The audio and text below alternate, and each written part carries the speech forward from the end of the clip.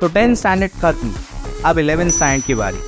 अगर आपका M engineering, medical, pharmacy या साइंस रिलेटेड कोई कोर्स है तो आमिर सर इंस्टीट्यूट आपके लिए लाए हैं उड़ान बैच। इस बैच में आपको महाराष्ट्र की टॉप फैकल्टीज पढ़ाएंगी। आपके लेक्चर्स स्मार्ट बोर्ड पर कंडक्ट कराए जाएंगे। हर वीक में आपके टेस्ट होंगे। आपकी एंट्रेंस के साथ में बोर्ड्स के लिए भी आपको गाइड किया जाएगा। आपका बच्चा वीक हो, एवरेज हो या टॉपर हो, सारे बच्चों पर इक्वली फोकस किया जाएगा और पेरेंट्स की आसानी के लिए इजी इंस्टॉलमेंट्स प्रोवाइड किए जाएंगे।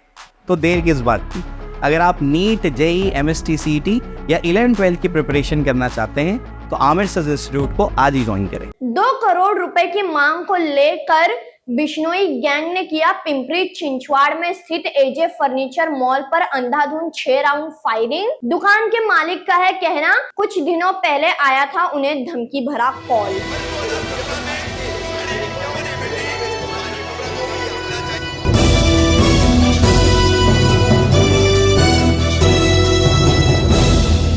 कामदार हिंदुस्तानी रिपोर्टर में आपका स्वागत है। पुणे के पिंपरी चिंचवाड़ से एक वारदात हम आपको बताने जा रहे हैं, जहां बिश्नोई गैंग के कुछ मेंबर्स ने पिंपरी चिंचवाड़ में स्थित एजे फर्नीचर मॉल के ऊपर अंधाधुंध 6 राउंड फायरिंग की है, जिसके बाद ये पूरी घटना जो है वहीं पर लगे सीसीटीवी कैमरा में कैद हो गई। इस पूरे मामले को लेकर के दुकान के जो मालिक है, जिनका नाम जगदीश बताया जा रहा है, उनके साथ एक और एक पार्टनर है उनके, अशोक कुमार जिनका नाम है। अशोक कुमार का कहना है कि 7 मई को उन्हें बिश्नोई गैंग की तरफ से एक धमकी भरा कॉल आया था, जहां उन्होंने 2 करोड़ रुपए की मांग की थी। लॉरेंस बिश्नोई के भाई है आरजू बिश्नोई। इस आरजू बिश्नोई और इसके गैंग के मेंबर्स लोगों ने ये 2 करोड़ रुपए की मांग रखी थी, जिसके बाद अशोक कुमार ने इस धमकी को इग्नोर करते हुए इस मोबाइल नंबर को ब्लॉक कर दिया। फिर बाद में 15 मई की रात को लॉरेंस बिश्नोई के गैंग मेंबर्स जो है दुकान पर आते हैं और 6 राउंड अंधाधुंध फायरिंग करते हैं। अब इस पूरे मामले को लेकर के दुकान के दोनों पार्टनर्स ने जो है पुलिस में कंप्लेंट करवा दी है। किस तरीके से ये लोग बाइक पर सवार होकर आए हैं और दुकान पर अंधाधुंध फायरिंग की है, देखिए उसका ये पूरा सीसीटीवी वीडियो।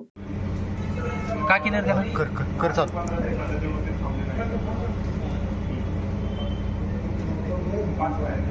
दोघांकडे पिस्टल आहे।